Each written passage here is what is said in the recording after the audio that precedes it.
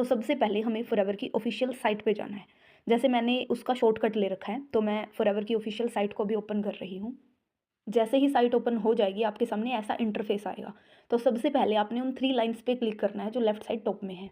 जैसे आप 3 लाइन्स पे क्लिक करते हैं उसके बाद आपको ऐसे ऑप्शंस देखने को मिलेंगे। सबसे पहले लॉगिन, देन जॉइन, फिर अबाउट, फिर इंडिया और लैंग्वेज। अगर यहाँ पे इंडिया की जगह कोई और कंट्री है तो यहाँ पे आप इंडिया सेलेक्ट कर सकते हैं। इसके ऊपर जैसे ही आप टैप करेंगे तो यहाँ पे आप एशिया में जाके इंडिया को सिलेक्ट कर सकते हैं। बट यहाँ पे ऑलरेडी इंडिया सेलेक्टेड है तो हम आगे प्रोसीड करते हैं। सबसे पहले आपको ज्वाइन पे क्लिक करना है, उसके बाद भी आपको एक ज्वाइन का ऑप्शन मिलेगा, यहाँ पे आपको क्लिक करना है। जैसे ही आप ज्वाइन पे क्लिक करते हैं उसके बाद आपको ऐसा इंटरफेस देखने को मिलेगा। तो यहाँ पे जो आपके प्रोस्पेक्ट हैं उनकी आपने डिटेल्स फिल करनी है। जो जो यहाँ पे रिक्वायर्ड है, मैंडेटरी है, वो सारी डिटेल्स आपको यहाँ पे फिल करनी है। सबसे पहले आपको सेलेक्ट टाइटल पे क्लिक करना है। अब यहाँ पे टाइटल का मतलब ये है कि वो मिस्टर है, मिसेज है या फिर मिस है, ठीक है। तो आप इस बात का जरूर ध्यान रखें, अगर लड़का है तो मिस्टर लगाएं, अगर हाउसवाइफ है, मैरिड है तो मिसेज लगाएं, अगर लड़का मैरिड है तो मिस्टर का ही यूज़ होगा वहाँ पे, ठीक है। बट अगर लड़की है, सिंगल है, तो आप MS यानी कि मिस का यूज़ कर सकते हैं। तो अभी ये लड़का है और हम मिस्टर का यूज़ करते हैं। फिर आपको इनका मैरिटल स्टेटस आपको चेक करना है। अगर वो मैरिड है तो मैरिड फिल करिए, अगर सिंगल है तो सिंगल भरिए। तो ये पर्सन सिंगल है, मैं यहाँ पे सिंगल फिल कर देती हूँ।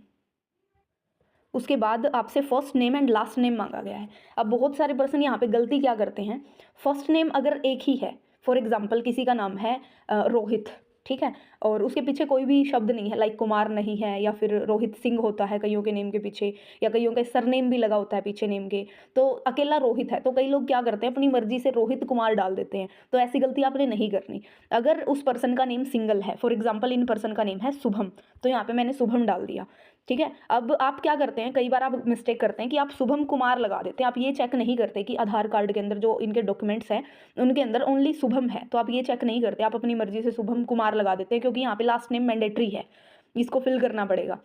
तो अगर ऐसी कोई कंडीशन आती है तो यहाँ पे आप सिंपल डॉट लगा सकते हैं, ठीक है। आपको कोई कुमार या सिंह लिखने की नीड नहीं है, आप सिंपल शुभम के आगे डॉट लगा दो, या जो भी उसका नेम है उसके आगे आप डॉट लगा सकते हो लास्ट नेम में, ठीक है। तो यहाँ पे आपको कोई कुमार वगैरह फिल करने की जरूरत नहीं पड़ती। बट ये जो पर्सन है इनका नेम है शुभम कुमार पटेल, तो मैं यहाँ पे इनका पूरा नेम डाल देती हूँ। उसके बाद आपसे ईमेल मांगी गई है। अब बहुत सारे पर्सन यहाँ पे गलती क्या करते हैं कि ईमेल का फर्स्ट लेटर बड़ा कर देते हैं, ठीक है। इससे क्या होता है कि प्रोस्पेक्ट के पास ज्वाइनिंग की मेल भी नहीं जा पाती, या फिर कोई अपडेट आता है न्यू, फॉरएवर की साइड से कोई मेल आती है तो वो मेल फर्दर नहीं पहुंच पाती उसके पास। तो बहुत सारे लोग ये गलती करते हैं, जब आप मेल डालते हो, जीमेल यहाँ पे अगर फिल करते हो, तो आप इस बात का जरूर ध्यान रखें कि सारे लेटर्स को जरूर चेक करें कि आपने जो मेल डाली है, जो जीमेल आपने फिल करी है, वो सही है या नहीं है, जो लेटर्स हैं वो आपने सही तरीके से डाले हैं या नहीं डाले, सारे के सारे स्मॉल लेटर्स ही आपने डालने हैं। अब मैंने यहाँ पे इस पर्सन की जीमेल डाल दी है। नेक्स्ट मोबाइल नंबर मांगा गया है, mobile number and alternative number, ठीक है। तो मोबाइल नंबर अगर एक ही है तो आप मोबाइल नंबर में डालिए, ठीक है। बट अगर किसी पर्सन के पास 2 मोबाइल नंबर है तो आप सेकंड नंबर को अल्टरनेटिव में डाल सकते हैं, ठीक है। उसके बाद आपको पासवर्ड बनाना है, ठीक है। पासवर्ड आपको ऐसा बनाना है ताकि वो आपको याद रहे, ठीक है, एंड ईजी टू फिल हो। इस बात का ध्यान रखिएगा कि पासवर्ड का फर्स्ट लेटर हमेशा कैपिटल रखें, ठीक है। तो अभी मैंने पासवर्ड भी बना दिया है। नेक्स्ट डेट ऑफ बर्थ आपने डालनी है, जो भी पर्सन की आधार कार्ड में या फिर पैन कार्ड में डेट ऑफ बर्थ है तो वो जरूर डालना।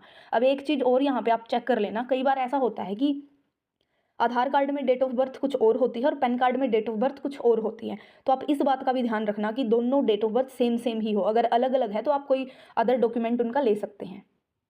अब यहाँ पे उनकी डेट ऑफ बर्थ भी फिल हो चुकी है। उसके बाद आपको परमानेंट एड्रेस डालना है, और ये एड्रेस आप अपनी मर्जी से नहीं डालेंगे, आप वही एड्रेस डालेंगे जो उस डॉक्यूमेंट पे दिया हुआ है। लाइक आधार कार्ड के बैक साइड जो एड्रेस दिया हुआ है वही सेम एड्रेस यहाँ पे आप फिल करेंगे, ताकि KYC करने में कोई प्रॉब्लम ना आए। कई बार आधार कार्ड के पीछे बहुत बड़ा एड्रेस लिखा होता है और वो एक बॉक्स में फिल नहीं हो पाता, एक बॉक्स में हम उसको कंप्लीट नहीं डाल पाते, तो आप इन सभी बॉक्सेस का यूज़ कर सकते हैं।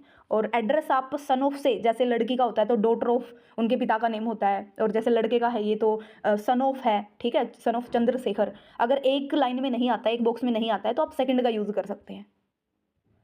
अब ये मैंने चारों बॉक्सेस का यूज़ करके इनका एड्रेस मैंने फिल कर दिया है। उसके बाद आपको यहाँ पे उनका पिन कोड डालना है, जो आधार कार्ड के बैक साइड में दिया हुआ होता है। जैसे ही आप पिन कोड डालते हैं तो आगे की जो डिटेल्स होती है, लाइक सिटी हो गया, स्टेट हो गया, तो ऑटोमेटिकली सिलेक्ट हो जाता है जैसे आप पिन कोड फिल करते हैं। उसके बाद आपसे स्पॉन्सर ID मांगी जाती है, तो यहाँ पे जिन पर्सन की डायरेक्ट में आपको ज्वाइनिंग करनी है, यहाँ पे उनकी स्पॉन्सर ID आपको फिल करनी है। जैसे ही आप यहाँ पे स्पॉन्सर ID डाल देते हैं उसके बाद आप सर्च पे जरूर टैप करना, ताकि आपको पता चल जाए कि क्या ये वही इंसान है जिनकी डायरेक्ट में ज्वाइनिंग होनी है। कई बार हम ये भी गलती कर देते हैं कि हम क्या पता किसी और की डायरेक्ट में जॉइनिंग कर दें, कई बार ऐसी मिस्टेक होती है, तो आप इस चीज़ को ज़रूर ध्यान में रखना। अब ये जैसे इनके स्पॉन्सर रोहित है, रोहित की डायरेक्ट में इनकी जॉइनिंग करनी है।